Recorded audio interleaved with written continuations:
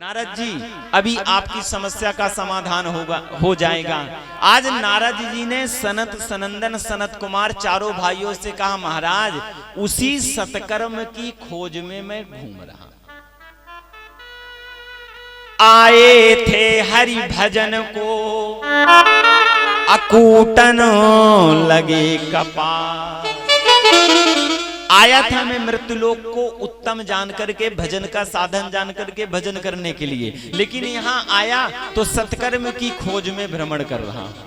सनत सनंदन सनत कुमार चारों भाइयों ने कहा, महाराज आपको पता नहीं सत्कर्म क्या है? सत्कर्म सूचको नूनम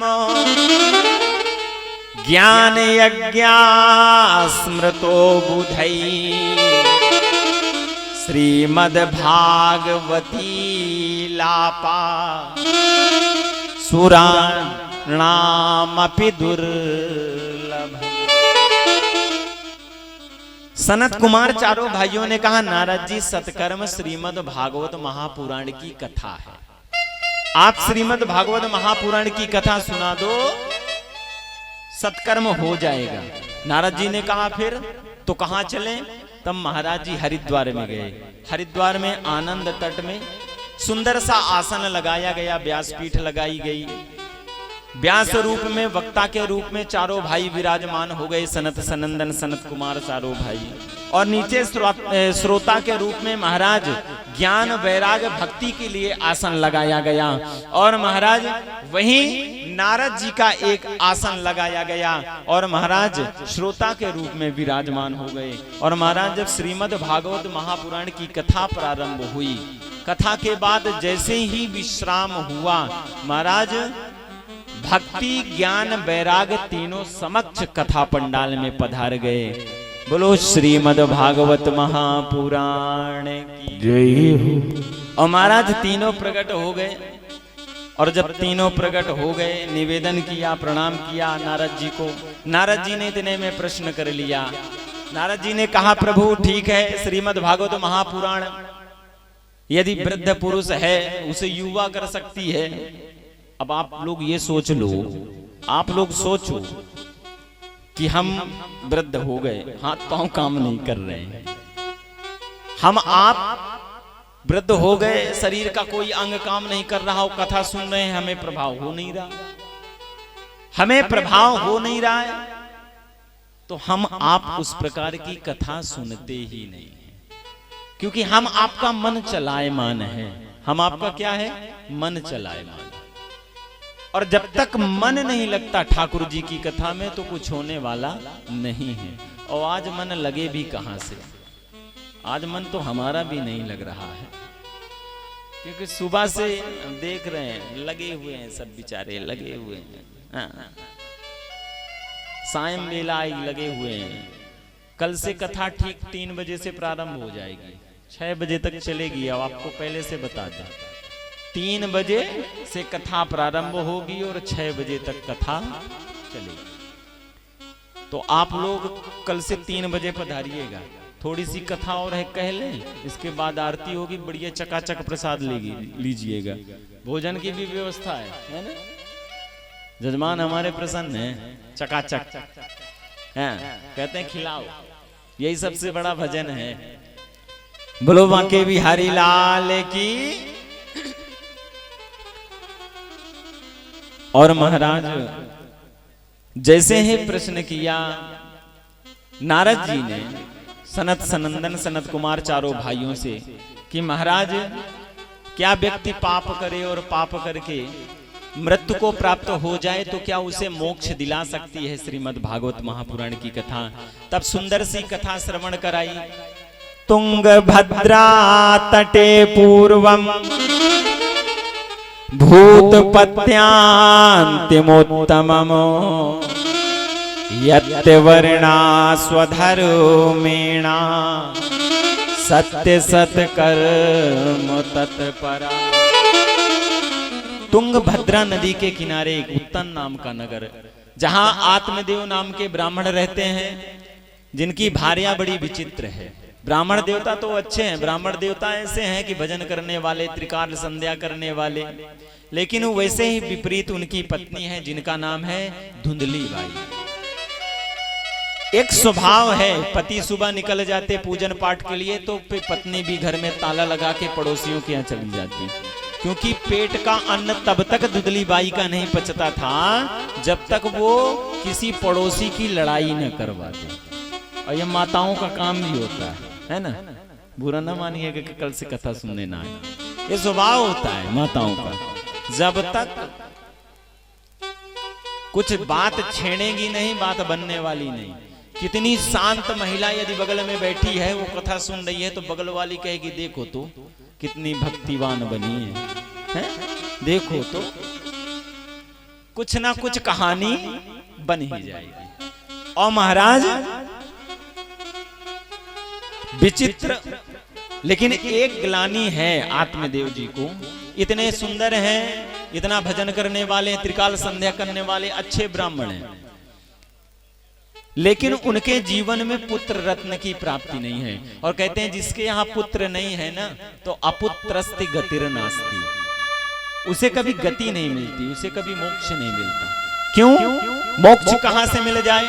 क्योंकि पुत्र ही एक ऐसा होता है जो कि पिता के पिंड का तर्पण करता है, और जब तक पुत्र पिता के पिंड का तर्पण नहीं करता तो महाराज पिता को प्रेत योनि से मोक्ष नहीं मिलता।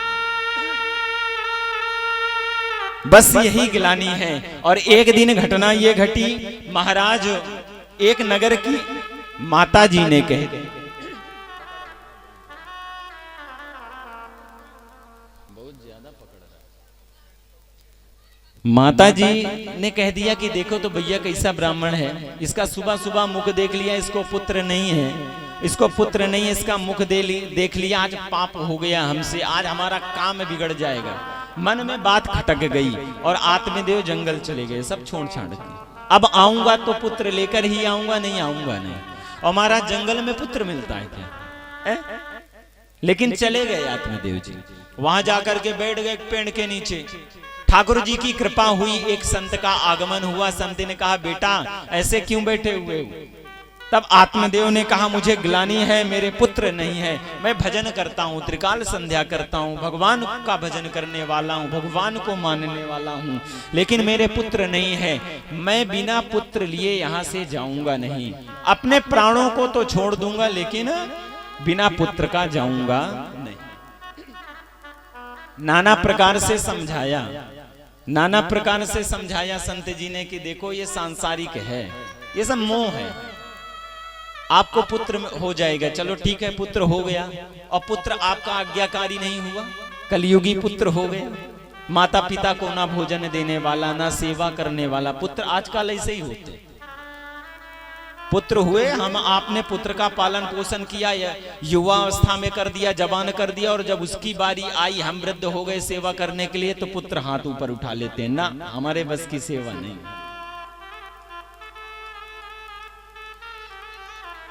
आज समझाया है कि ये काया जो है ना नासवान है, ये जो पुत्र है ना, और या पिता है, माता है, ये कुटुंब परिवार के लोग हैं, ये सब सांसारिक नष्टवान है। आप तो केवल भजन करो, केवल भजन करो, लेकिन ना आत्मदेव मानने वाले नहीं। आप कितना भी समझा लो हम मानेंगे नहीं। संत जी ने कहा अभी भी मान जाओ, भजन करोगे ना तो बेनिफिट है, भजन करोगे तो बेनिफिट है, बिना भजन का सब शून्य है। और महाराज जब नहीं माने तो बाबा जी गुस्सा में क्या किए, अपने झोली के अंदर हाथ डाला, एक फल निकाला और दे दिया, लो इसे अपने पत्नी को खिला देना, पुत्र हो जाएगा। अब संत तो बड़े विचित्र होते हैं, जाओ खिला देना, जब मान नहीं रहे हो तो जाओ खिला देना, पुत्र हो जाएगा। और महाराज उस फल को लेकर के आए और अपनी पत्नी धुंधली बाई को दिया। धुंधली बाई ने ले तो लिया, लेकिन जब अंदर गई तो विचार करने लगी, ये फल को खा लूंगी, गर्भ हो जाएगा, और जब गर्भ हो जाएगा तो पेट बड़ा हो जाएगा, खाना कम हो जाएगा, पड़ोस में जाना कम हो जाएगा, चुगली नहीं कर पाऊंगी, काम नहीं बनने वाला। तक एक उपाय किया। उपाय क्या किया? अपने पति से कह दी कि मैंने फल को खा लिया, मेरे गर्भ हो गया, मैं अपनी सौतेली बहन के यहाँ जा रही हूँ, वहीं प्रसव मेरा होगा। और महाराज चली गई। अब जिस बहन के यहाँ गई है ना, सौतेली बहन के यहाँ, उसके तो वैसे ही कई संतानें एक गर्भ में, बात बन गई। वार्तालाप कर लिया कि ढेर सारा धन दूंगी अपने पुत्र को, हमें देना, बात बन गई। बहन ने कह दिया ठीक है, ये पुत्र तुम ले लेना और धन मुझे दे देना, क्योंकि उसे धन का अभाव था। लेकिन इस फल का क्या करें? तब परीक्षा के लिए 3 महीना बाद महाराज एक गाय को खिलाया गया, गाय का भी गर्भधारण हुआ। और महाराज जब बहन के संतान हुई, पुत्र प्राप्त हुआ, धुंधली बाई लेकर के आई और आकर के अपने पतिदेव से कहने लगी, महाराज पुत्र हुआ, ये आपका बच्चा है। जब नाम रखने लगे आत्मदेव जी, तब मना कर दिया धुंधली बाई ने। धुंधली बाई ने कहा सुनो, 9 महीने मैंने गर्भ में रखा है और मैंने इसे जन्म दिया है, इसे जाया है। आप नाम नहीं रखोगे, नाम रखूंगी मैं। अब सरासर धुंधली बाई झूठ बोल रही। और महाराज अपने नाम के की तरह नाम रख दिया। धुंधली बाई उनका नाम, तो अपने पुत्र का नाम धुंधकारी रख दिया। नाम का बड़ा प्रभाव होता है जीवन में, ध्यान दीजिए। नाम जैसा रखोगे वैसा कर्म होने लगता है। किसी का नाम रावण रख दो, फिर रावण ही जैसा काम करे। किसी का नाम राम रख दो, बेनिफिट है। एक तो नाम लोगे तो भगवान का निकलेगा, दूसरी बात वो राम जैसे उसे कुछ न कुछ लक्षण आएंगे। और महाराज 3 महीने बाद जिस गाय को खिलाया गया था फल, उसके गर्भ से एक बालक पैदा हुआ, विचित्र बालक, गाय कान के आकार के, बाकी सारा शरीर नर्तन के समान, कान जो उसके गाय के आकार के। पंडित जी ने उनका नामकरण किया गोकर्ण। और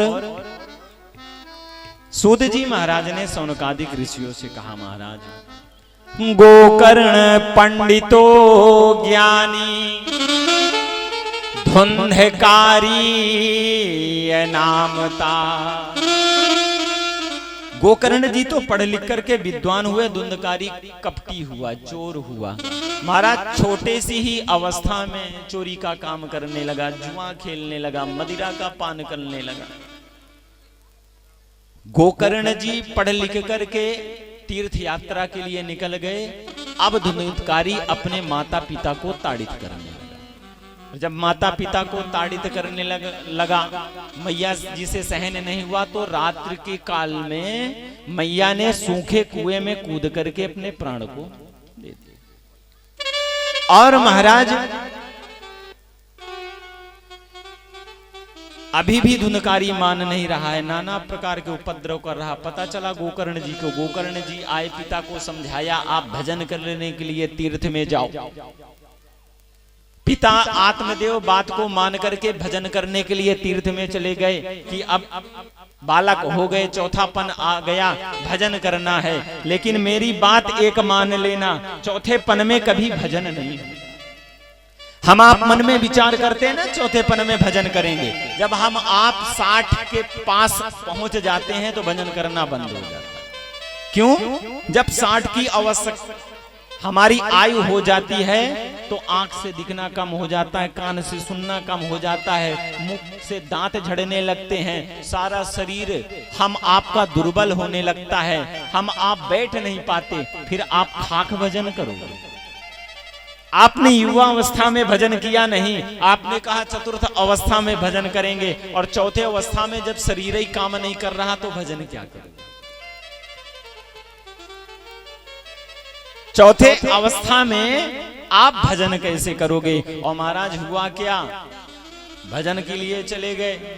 अब पुनः गोकर्ण जी पुनः तीर्थ के लिए चले गए। इधर धुंधकारी जी ने क्या किया, 4 वैश्याओं को अपने घर में रख लिया। अपने भोग विलास के लिए 4 वैश्याओं को रख लिया। और रात्रि में एक दिन राजा के महल में जाकर के राजकोष से धन चुरा करके लाया और वैश्याओं के सामने समक्ष रख दिया। वैश्याओं ने पूछा, ये धन कहां से चोरी करके लाए हो? और महाराज जैसे वैश्याओं से पूछा तो वैश्याओं ने वैश्याओं को धुंधकारी ने बताया ये राजा के राजकोष का धन है। अब घबरा गई वैश्याएं और महाराज रात्र को सोते हुए धुंधकारी के दोनों पांव दोनों हाथ बांध दिए और जलते हुए अंगारे को मुख में डाल दिया। धुंधकारी का राम नाम सत्य हो गया। महाराज गोकर्ण को पता चला, गया में गए, पिंड किया, पिंडदान किया। पिंडदान करने के बाद अपने गांव में आए और रात्रि को अपने घर में जब निवास करे, सोने के लिए जाने लगे, तब प्रेत योनि में आकर के नाना प्रकार के रूप को धारण करके अपने भाई गोकर्ण को डराने लगा। महाराज गोकर्ण ने जल लिया हाथ में, अभिमंत्रित किया, उस परछाई की तरफ डाला, पूछा तुम कौन हो? तब उस परछाई से आवाज आई, उस छाया से आवाज आई, भैया मैं कोई और नहीं, आपका भाई हूं। और जैसे ही बताया मैं आपका भाई हूं, गोकर्ण ने कहा मैं तो आपका पिंडदान कर आया। धुंधकारी ने कहा मैंने इतने पाप किए हैं कि पिंडदान से कुछ होने वाला नहीं है, कुछ उपाय करो जिससे मुझे मोक्ष हो जाए। और महाराज सुबह जब हुई, सूर्य भगवान को अर्घ दिया। सूर्य नारायण भगवान ने कहा एक काम करो, 7 दिन की साप्ताहिक श्रीमद् भागवत महापुराण को श्रवण करा दो, मोक्ष हो जाएगा। और महाराज नगर वासियों को इकट्ठा किया, सबके सामने गोकर्ण जी ने वार्तालाप रखी, बात रखी। और महाराज सभी गांव वालों ने आयोजन किया, एक सुंदर सा मंच लगाया गया। गोकर्ण जी विराजमान व्यास के रूप में हुए, सारे नगरवासी श्रोता के रूप में हुए। और महाराज जब कथा प्रारंभ हुई तो प्रेत को कथा कैसी सुनाई जाए? प्रेत कैसे कथा सुनेगा? प्रेत माने हवा, और हवा कभी कथा सुन सकती है? प्रेत कैसे? एक जगह स्थिर रहना ही नहीं है। तो जहां कथा चल रही थी वहीं समीप बांस का झाड़ लगा हुआ था, और बांस के झाड़ की विशेषता होती है अंदर से पोपला होता है, खाली होता है। उसमें एक छिद्र दिखाई दिया और हवा के रूप में उसमें जाकर के धुंधकारी प्रवेश कर गया। और जब पहले दिन की कथा का विश्राम हुआ, बांस की एक गांठ बड़ी जोर से चटकी। इसी प्रकार निरंतर 7 दिवस की कथा हुई और 7 ग्रंथि टूट गई। एक दिव्य स्वरूप को धारण करके धुंधकारी समक्ष सामने खड़ा हो गया, अपने भाई को प्रणाम किया। और उधर से श्री हरि के यहाँ से श्री हरि के पार्षद महाराज विमान लेकर के आ गए कि आप इस विमान में विराजमान हो जाओ, आपको गोलोक धाम जाना। महाराज प्रेत योनि से मोक्ष मिला, गोलोक धाम को पधार गए धुंधकारी जी महाराज। सारे आज नगर वासियों ने प्रश्न कर लिया, महाराज प्रेत को तो मोक्ष हो गया लेकिन हमें नहीं हुआ। प्रेत को तो मोक्ष हो गया, हमें नहीं हुआ। तब गोकर्ण जी ने कहा, महाराज श्रोता 3 प्रकार के होते हैं। एक श्रोता जो कथा को सुनने वाला होता है, एक श्रोता जो कथा में बैठा एक ही काम है, बातें करना, उसे कथा से मतलब नहीं। वो कथा में आएगा, बैठेगा, बातें करना है उसे। पंडाल सही नहीं है, लाइट सही नहीं है, खाना सही नहीं है, कुर्सी सही नहीं है, मेज सही नहीं है, कथा से कोई लेना ही देना नहीं। और घर में कह के क्या आएगा, मैं कथा सुनने के लिए जा रहा हूं, और सुनना नहीं है कथा। और तीसरा होता है सोता, जो एक काम करता है, घर में सो नहीं पा रहा किसी कारणवश। हाँ, बच्चे ताड़ित कर रहे हैं, बहुएं ताड़ित कर रही हैं, तो आया तो पंडाल में अच्छी व्यवस्था हुई, अच्छा इस सोनी जी ने आयोजन करवाया कथा का, और 7 दिन सोने के लिए मिलेगा। और महाराज पंडाल में आए और देखा कि व्यवस्था अच्छी है, और देखें कहाँ टिकने लायक व्यवस्था, तो खंबे के पास में गए, टिक गए और सो गए। गोकर्ण जी ने कहा, जो श्रोता है, जो सुनने वाला है, ना श्रोता न सोता, इन्हें कभी मोक्ष नहीं होता, न इनका कल्याण होता। जो ठाकुर की कथा को सुनता है उसको ठाकुर, उसके ऊपर ठाकुर अपनी करुणा, अपनी कृपा करते हैं। बोलो बांके बिहारी लाल की जय, बोलो सांवरिया सरकार की जय हो। हम आपको जब कथा में बैठना है, जितना समय तक बैठो, व्यर्थ की बातें न करो। ज्ञान तो सबको है। अच्छा एक बात है, ज्ञान की बातें कौन करेगा जिसे ज्ञान नहीं है। हम आप बड़े विचित्र होते हैं, बड़े विचित्र होते हैं। हम आपको उसके बारे में मालूम नहीं, लेकिन बगल वाले की कमी जरूर निकालेंगे, जैसे सारे विद्वान हमें हैं। हाँ? आप अधिकतर देखें, जिसको ज्ञान नहीं है वो दूसरे की कमी को अवश्य निकालेगा, और इससे कल्याण होने वाला।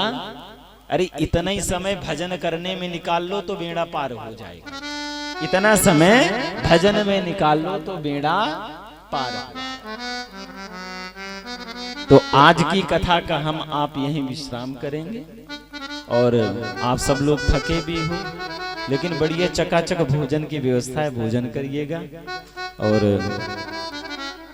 आज कुछ व्यवस्थाएं इधर उधर हो गई हैं, लेकिन कोई बात नहीं। यजमान का भाव बड़ा प्रेम विचित्र है, बहुत अच्छा है। एक बात बताएं, मस्त है हमारा यजमान। दोनों यजमान ऐसे मस्त हैं। ठाकुर जी की कृपा होने दो, क्या हो रहा है, होना चाहिए। अच्छा हाँ, भाव ऐसा होना चाहिए। सेवा करना भी धर्म है ना, सेवा करना भी धर्म है। और एक बात बताऊं, हम आप जब कथा का आयोजन करवाते हैं तो केवल हमारा कल्याण नहीं होता। कथा केवल खाली हम आप थोड़ी सुनते हैं, हम सब सुनते हैं। कोई एक सुनता हो तो बताओ।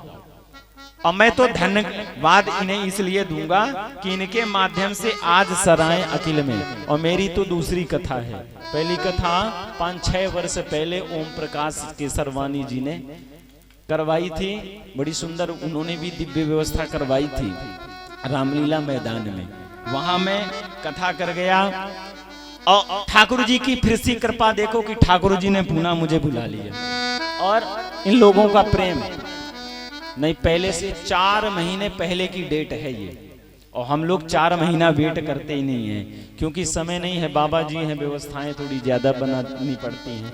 और इस वर्ष तो कुंभ है, महाकुंभ में आपके प्रयागराज में मेला लगना है, तो गुरु जी का भी एक अखाड़ा है, तो हम लोग सेवा करते हैं, वहां मेला लगाते, तो उसकी व्यवस्था में हम सब लगे रहते हैं। तो आज की कथा का ये विश्राम है। कल से 3 बजे आप लोग पधारिएगा, ठीक है ना। तो अपने अपने स्थान में आप लोग खड़े हो, और तब तक थोड़ा सा भजन गा दो बेटा। आप आरती की व्यवस्था कर लो, यजमान खड़े हो जाएं, आरती हो जाए। और जय जय राधा रमण हरि बोल रे, जय जय राधा रमण हरि बोल, जय जय राधा रमण हरि बोल रे, जय जय राधा रमण हरि बोल, हरि बोल हरि बोल, प्रभु बोल प्रभु बोल, हरि बोल हरि बोल, हरि बोल हरि बोल, जय जय राधा रमण हरि बोल रे, जय जय राधा रमण हरि बोल, जय जय राधा रमण हरि बोल रे, जय जय राधा रमण हरि बोल। आप सबको ऊपर हाथ करके ताली बजा ली। आरती के पहले सभी लोग बड़े भाव से ऊपर हाथ उठाएंगे, पीछे तक सभी माताएं उठाएंगे, और सभी को गाना भी है। हरि बोल हरि बोल हरि बोल, हरि बोल हरि बोल, हरि बोल हरि बोल, हरि बोल हरि बोल, जय जय राधा रमण हरि बोल रे, जय जय राधा रमण हरि बोल, जय जय राधा रमण हरि बोल रे, जय जय राधा रमण हरि बोल, जय जय राधा रमण हरि बोल, ओ जय जय राधा रमण हरि बोल, जय जय राधा रमण हरि बोल रे, जय जय राधा रमण हरि बोल। राधा माधव सरकार की जय। आइए हम और आप बड़े भाव से भगवान की मंगल में आरती करेंगे।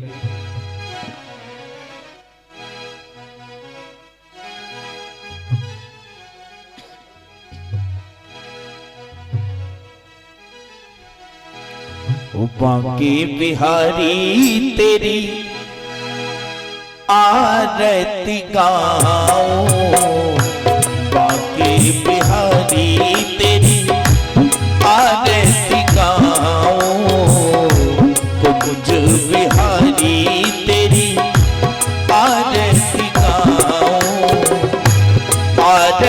गाऊं प्यारे आपको रिझाऊं, आरती गाऊं प्यारे आपको रिझाऊं, मदन मुरारी तेरी आरती गाऊं, कुंज बिहारी तेरी आरती गाऊं।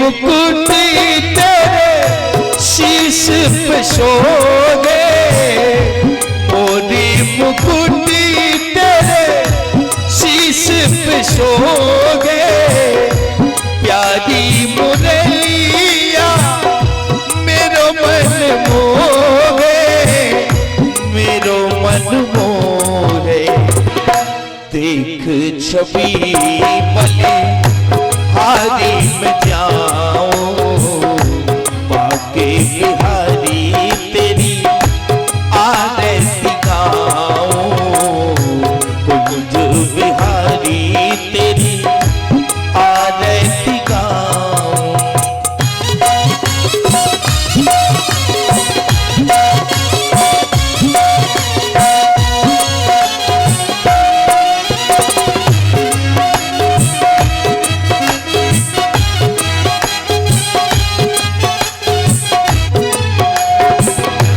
चरणों से निकली है गंगा प्यारी, जिनने सारी दुनिया तारी, दुनिया तारी, उन चरणों में बलिहारी जाऊं, बांके बिहारी तेरी आरती गाऊं, आरती गाऊं।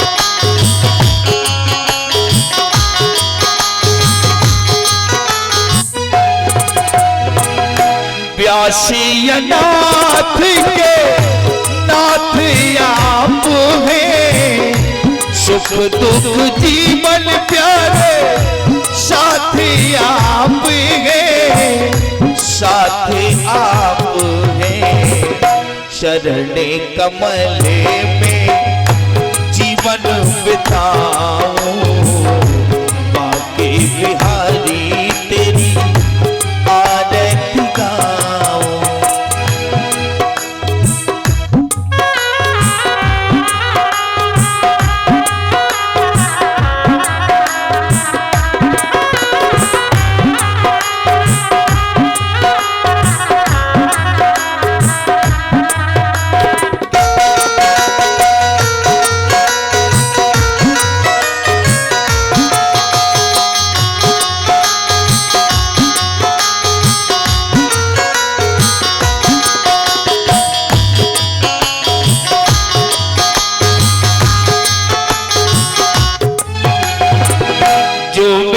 ठाकुर जी की आरती गा व्याकुल थो परम पद पावे, परम पद पावे। पाश सदा दामन में पाऊं, बाकी बिहारी तेरी आरती गाऊं, आरती गाऊं, आरती गाऊं।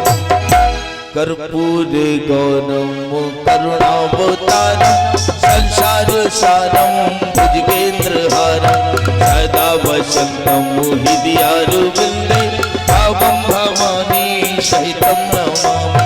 त्वमेव माता च पिता त्वमेव, त्वमेव बन्धुश्च सखा त्वमेव, त्वमेव विद्या दृढं त्वमेव, त्वमेव सर्वं मम देव देव, त्वमेव सर्वं मम देव देव। राम राम जय राजा राम, राम राम जय सीता राम, राम राम जय राजा राम, राम राम जय सीता राम, राम राम जय राजा राम, राम राम जय सीता राम, राम राम जय राजा राम, राम राम जय सीता राम। ओ नारायण दीन दयाल जय जगदीश हरे, नारायण दीन दयाल जय जगदीश हरे। जगदीश हरे जगदीश हरे, जगदीश हरे जगदीश हरे। प्रभु भक्तन के प्रतिपाल जय जगदीश हरे, नारायण दीन दयाल जय जगदीश हरे। हरे रामा राम रामा हरे हरे, हरे कृष्णा कृष्ण कृष्ण हरे हरे, हरे राम राम राम हरे राम राम राम हरे राम राम राम हरे हरे, हरे कृष्ण कृष्ण हरे कृष्ण कृष्ण कृष्ण हरे कृष्ण कृष्ण कृष्ण हरे हरे। कृष्णा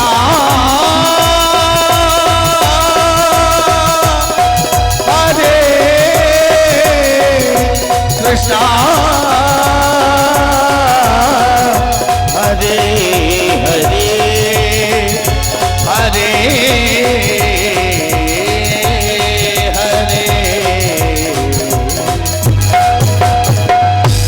बोलिए वृंदावन बिहारी लाल की जय। हेलो बेटा, एक माइक कल से एक्स्ट्रा रखोगे पंडित जी के लिए, ठीक है? और तुम्हारा ये और वो वाला माइक चेंज कर देना बेटा। 7 दिन ये अब से गला पकड़ रहा, मन नहीं कर रहा बिल्कुल बोलने को, तुम समझ लो बेटा यार। हाँ तुम वैसे अच्छे हो। हाँ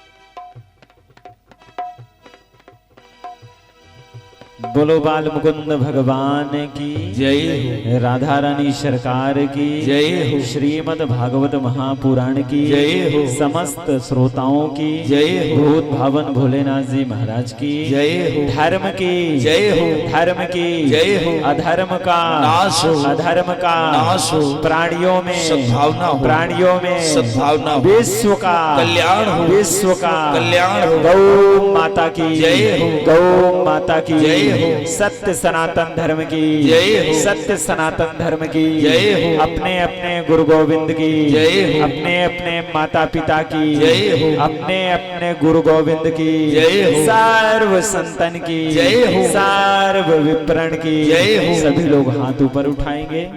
जय जय श्री राधे, जय जय श्री राधे, जय जय श्री राधे।